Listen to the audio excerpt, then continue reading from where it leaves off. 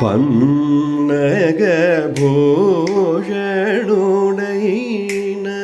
కాంచి ఏకామ్ర పన్నగ భూషణుడైన కాంచి ఏకామ్ర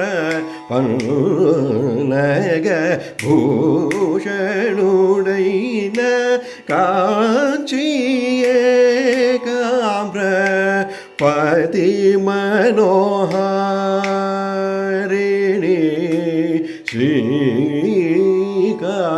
శ్రీకామాక్షి నిన్ను వినగా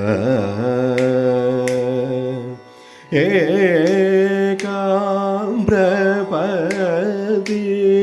మనోహారిణి శ్రీ కామాక్షి నిన్ను వినగా మరి దేకెవరు